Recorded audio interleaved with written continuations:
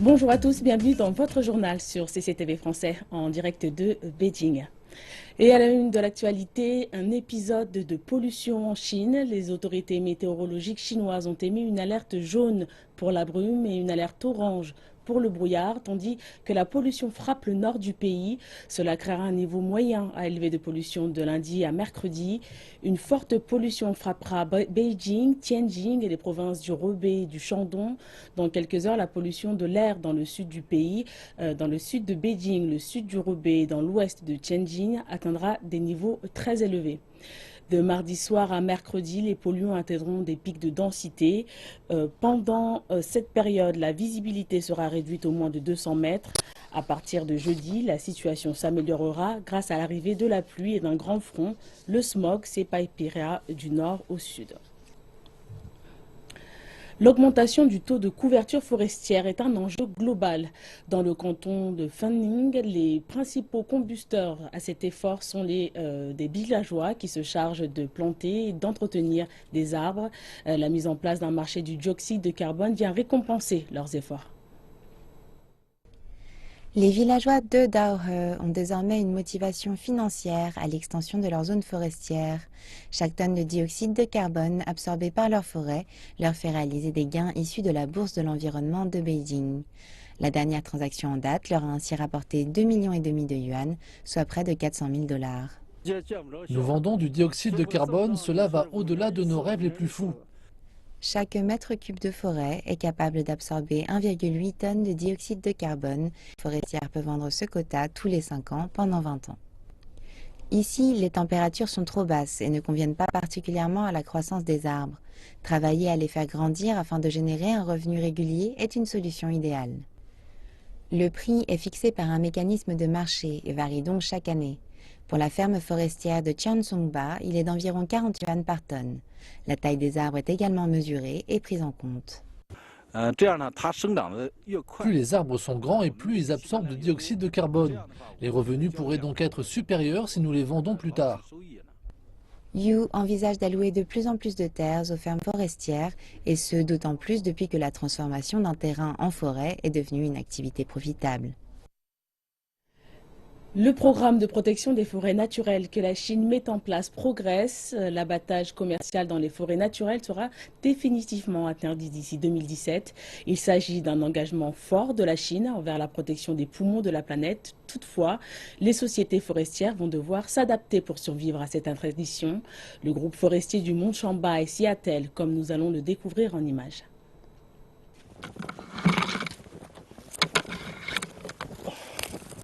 Cela fait près de 30 ans que Shou Wenguang est bûcheron.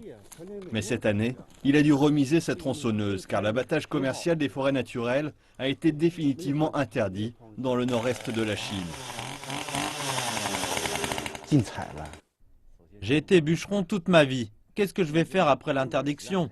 Comment vais-je gagner ma vie? Les bûcherons n'ont pas beaucoup d'éducation. Nous nous sentons trop perdus et incompétents pour nous en sortir seuls. Ces bûcherons connaissent les forêts comme leur poche. C'est pourquoi certains d'entre eux ont été embauchés comme gardes forestiers. Je veux devenir garde forestier car j'ai coupé tellement d'arbres par le passé. Maintenant, je veux protéger ces arbres et les garder pour les générations futures. Car l'activité de garde forestier ne suffira pas à une société dont l'activité principale consistait en l'abattage et la transformation du bois. Le groupe forestier du Mont Chamba s'est vu attribuer 24 000 km² de forêt, soit l'équivalent de 80% de la Suisse. Il procède à une transformation de son modèle commercial et plutôt que d'abattre les arbres, il va tirer parti de ce qu'offre la forêt.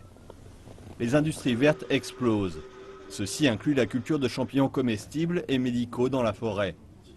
Les ouvriers fabriquent 1 million de sacs plastiques pour cultiver les champignons, en se servant de la biomasse des forêts. Les sacs seront distribués aux personnes vivant dans les forêts. Les ouvriers pourront faire pousser eux-mêmes des champignons et gagner plus d'argent. Et nous pourrons réaliser un chiffre d'affaires de 20 millions de yuan par an. Les zones forestières se voient de plus encouragées à développer le tourisme afin de créer des emplois au niveau local. Le lac Laolike est par exemple devenu célèbre pour ses paysages enneigés. La forêt ne sera ouverte au tourisme qu'en hiver afin de minimiser l'impact sur son écosystème.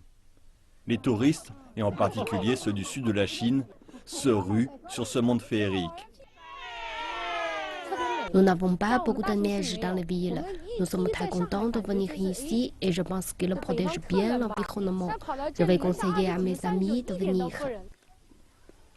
La forêt reste la même, mais la mentalité des Chinois évolue.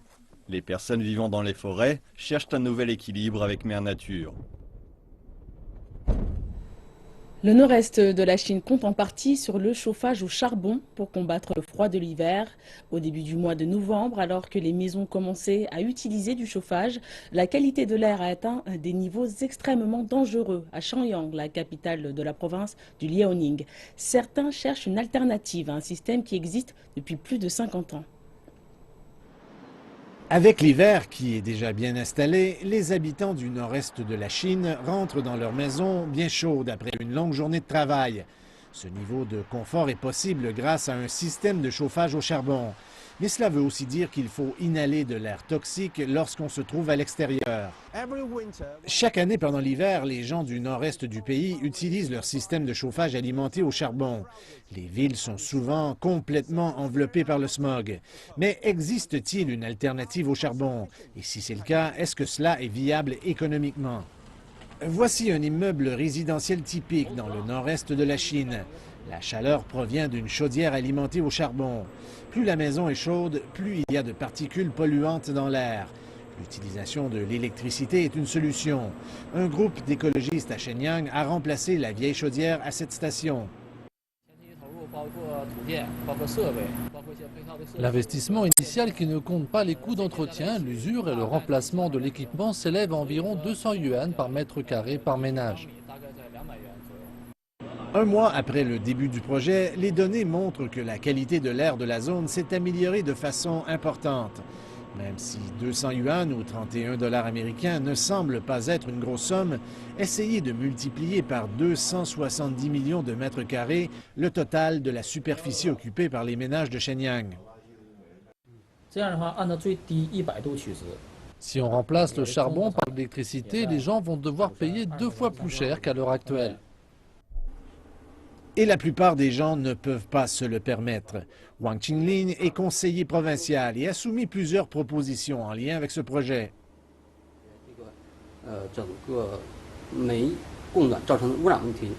Les factures d'électricité des stations de chauffage rendent plus difficile la promotion du projet. Si un prix préférentiel pour l'électricité peut être accordé par les autorités au niveau national, le projet sera beaucoup plus intéressant. Pour une région comme le Nord-Est dont l'économie traverse une période difficile, la question reste de savoir comment les gens peuvent se garder au chaud sans avoir à vivre en permanence dans un épais brouillard toxique. L'une des priorités du calendrier de l'actuelle conférence de Paris sur le changement climatique est le marché du carbone. Ce volet est considéré comme une façon effective de réduire les émissions et va être adopté par plus de 40 pays. Découvrons l'apport de la Chine à cette pratique. Tous les yeux sont tournés vers la Chine et ses progrès face à la mise en place d'un système de commerce du carbone le plus important au monde. La Chine est en passe d'élargir son système pilote de commerce du carbone établi dans 7 provinces à l'heure actuelle à toute la nation d'ici 2017. Beaucoup anticipent que cette puissance verte, qui interviendra en luttant face aux émissions de carbone, donnera à l'économie chinoise un élan dans la bonne direction. Bâtir un système de tarification du carbone peut accroître les investissements verts. Cela nous apporte environ 2700 milliards de yuan d'investissement dans les économies d'énergie et les faibles émissions de carbone en Chine chaque année. Cela contribue également à favoriser l'emploi avec la création de plus de 3 millions de postes selon notre estimation. Par conséquent, le prix du carbone peut apporter une immense impulsion à la restructuration de la Chine vers une économie plus verte. Et beaucoup de nations pensant de façon similaire ont salué les énormes efforts de la Chine visant à instaurer un prix sur le carbone. Et la Chine a été très active sur ce point-là. Ils ont mis en place un programme pilote dans 7 provinces et maintenant ils vont s'orienter vers un élargissement à l'échelon national d'ici 2017. Et cela montre qu'un marché efficace du carbone peut faire 2 choses. 1. Réduire efficacement les émissions de carbone, car un tel marché est directement lié aux objectifs de réduction. Et d'autre part, il s'agit d'un outil très utile afin de développer l'économie. Donc il faut considérer cela comme une opportunité de développer une économie plus propre. to develop a cleaner economy. Certains délégués estiment qu'il y a encore du travail à faire pour susciter une prise de conscience publique et un soutien généralisé. Il est important que vous ayez un soutien du public, qu'il s'agisse d'un système de tarification du carbone comme celui que la Chine va développer. Ou bien, si vous voulez introduire des réductions d'impôts ou autres, cela doit être compris tant par les industriels que par le public, afin qu'ils comprennent qu'ils en seront les bénéficiaires. La Chine a lancé dès 2011 son programme pilote sur la vente de carbone dans 7 provinces du pays. Le pays va officiellement débuter son programme dans toute la nation d'ici 2 ans. L'objectif sera de couvrir les 2 à 3 milliards de tonnes d'émissions de carbone dans des secteurs tels que les centrales électriques, le ciment et l'acier. Merci de nous retrouver pour la deuxième partie de cette édition dédiée à l'actualité chinoise, toujours chinoise, avec Jiao Zhejin. Bonjour Jiao Zhejin. Bonjour Aïssa. Quelle est la une de ce volet? Alors nous allons ouvrir cette partie avec la santé. La lauréate chinoise du prix Nobel de médecine Tu Youyou a appelé à des efforts internationaux conjoints pour lutter contre le paludisme. Le 5 octobre, Tu Youyou, une scientifique chinoise de 84 ans, a reçu le prix Nobel de médecine, la récompensant pour avoir créé un médicament antipaludéen. Une reconnaissance qui pourrait très bien s'avérer être le signal du début d'une nouvelle tendance. Cette récompense est un honneur pour l'équipe scientifique chinoise et un signe d'approbation pour la recherche médicale chinoise. Les recherches de Tu Youyou ont permis de développer une thérapie originale contre cette maladie qui peut s'avérer mortelle, en extractant un médicament antipaludéen d'une plante mentionnée dans un texte médical chinois traditionnel. Grâce à leur travail et d'autres mesures de santé publique, le taux de mortalité dû au paludisme a baissé de 60% au cours des 15 dernières années. La médecine traditionnelle chinoise est un grand trésor.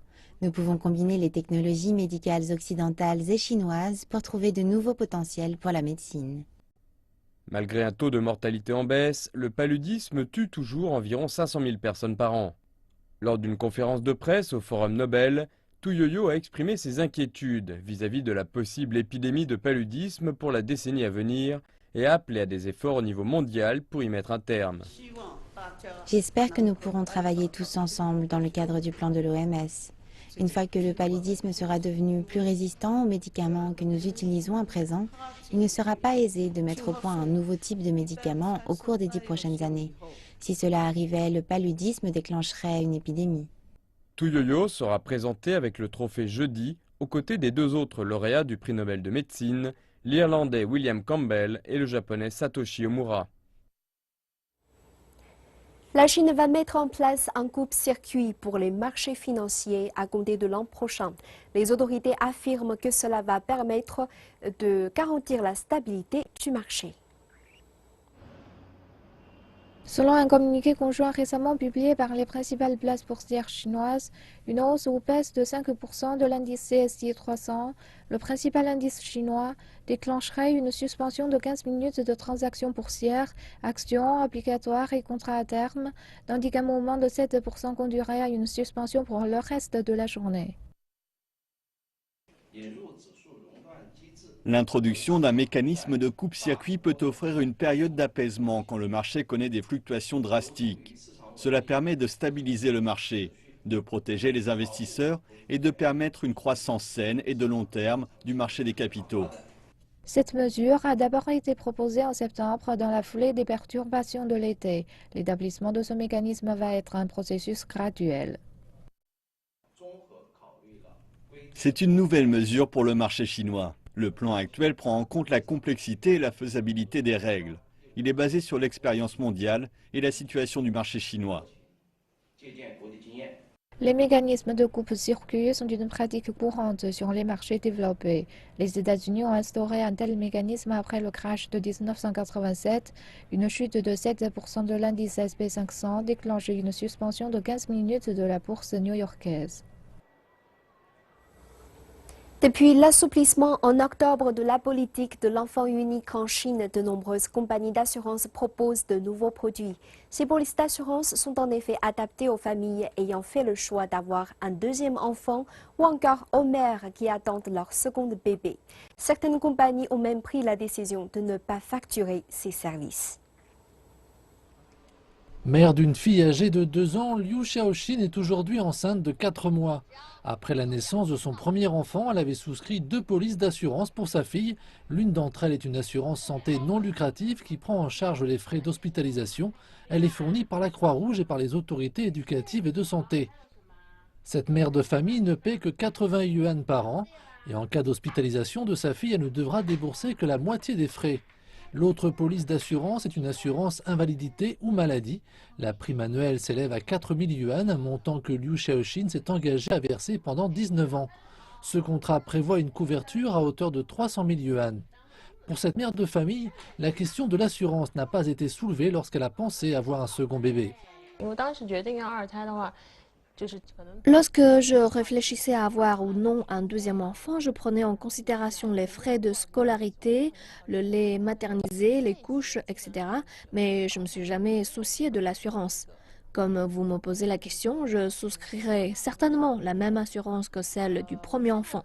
Peut-être que j'achèterai une assurance éducation, car les 2 enfants auront 3 ans d'écart et à un moment, il nous faudra payer beaucoup de frais scolaires. En attendant, Liu Xiaoxin a souscrit une assurance maternité qui l'engage sur 2 ans. En contrepartie, elle bénéficie d'une couverture intégrale de l'ensemble des frais médicaux liés à sa grossesse, ainsi que l'accès à une clinique privée confortable. J'ai fait un calcul, j'avais dépensé entre 40 et 50 000 yuan en assurance, ce qui est le même montant que ce que j'aurais déboursé dans un département VIP ou une unité spéciale de soins dans un hôpital public. Mais c'est beaucoup plus que ce que j'avais dépensé à l'hôpital public lors de ma première grossesse. J'en avais seulement eu pour quelques milliers de yuan. Liu Xiaoxin n'est pas la seule qui se montre préoccupée à l'idée d'avoir un second enfant. D'après les experts, la Chine accueillera chaque année 2,5 millions de nourrissons supplémentaires après l'application de la politique autorisant un deuxième enfant. Le pic des naissances devrait se situer aux alentours de 2017. Des sociétés d'assurance étrangères et de petites sociétés d'assurance chinoises, ces dernières ne représentant que 5% du marché, ont déjà préparé un bouquet de nouveaux produits destinés aux femmes enceintes. Il s'agit d'un fait marquant puisqu'auparavant, les politiques d'assurance familiale étaient principalement tournées vers l'assurance vie ou l'assurance éducation de l'enfant. La tendance principale qu'on constate est que les organismes de contrôle libéralisent les produits. Cela permet davantage de solutions novatrices pour la famille et ses membres. Il existe des inquiétudes de santé pour les femmes qui donnent naissance à un âge plus avancé. Cela exige une couverture médicale spécifique et c'est quelque chose qui se fera. Certaines polices destinées aux femmes enceintes sont même proposées sans frais supplémentaires. Les futures mamans n'ont qu'à télécharger les photos de leurs examens médicaux pour obtenir leur remboursement, environ 300 yuan pour une grossesse classique. La société fait savoir que son objectif est de mettre sur pied des produits que les grandes sociétés d'assurance ne proposeront pas et d'ajouter que les informations fournies par ces femmes enceintes leur permettront d'y parvenir. Nous souhaitons proposer des produits expérimentaux, mais les compagnies d'assurance traditionnelles factureraient un prix plus élevé car elles ne possèdent aucune donnée relative à ces produits. Nous faisons l'inverse. Nous proposons ces produits gratuitement dans le but de réunir des informations. Alors que cette entreprise offre gratuitement ce type d'assurance aux femmes enceintes, elle fait savoir qu'à l'avenir, elle pourrait facturer 200 yuan pour une petite assurance. D'après les données de la Commission nationale de planification démographique et familiale, en Chine, un bébé ayant des anomalies congénitales naît toutes les 30 secondes. Certaines compagnies d'assurance commencent d'ailleurs à proposer des contrats qui répondent à ce problème. Le 5 décembre 2015 était la 30e journée internationale des volontaires, une célébration mondiale qui vante les accomplissements de bénévoles et d'organisations à tous les niveaux. Pour marquer l'occasion, certains étudiants étrangers de Shanghai se sont rendus en banlieue de la ville dans un centre de soins pour s'occuper de personnes âgées. Orlando Mayugi, 19 ans, vient du Burundi et étudie le mandarin à l'université Donghua. Il est bénévole actif depuis quelques années. Cela l'a amené à enseigner à des enfants de zones rurales et à s'impliquer dans des activités environnementales. Ce matin, il a passé du temps dans une maison de repos à aider des personnes âgées qui y résident et qui y bénéficient d'un suivi médical. Orlando Mayugi a avoué être très excité par sa rencontre avec le plus vieux couple de Shanghai, constitué de Su Yunxiang, 103 ans, et de Zhao Tamei, 104 ans. Je suis très content car c'était la première fois que je rencontrais des centenaires. C'était super. Quand ils se parlent, vous ressentez quelque chose, même si vous ne comprenez pas ce qu'ils disent. Vous ressentez quelque chose de profond. C'est ce qui est le plus important.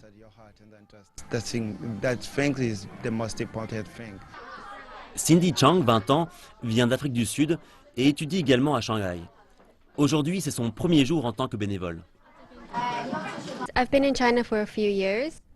J'ai vécu en Chine quelques années et je pense que c'est mon devoir de donner en retour. Je me considère privilégiée d'être là et de rencontrer un si vieux couple. Ici dans la pièce, vous pouvez sentir l'amour qui les lie. Je n'ai jamais ressenti ça auparavant. Je me donnais derrière eux et il parlait à son épouse. C'était si chaleureux. Des médecins se sont portés volontaires pour proposer des examens oculaires et sanguins aux 200 résidents de la maison de repos. Les médecins disent que la cataracte apparaît chez 80 à 90% des personnes de plus de 80 ans.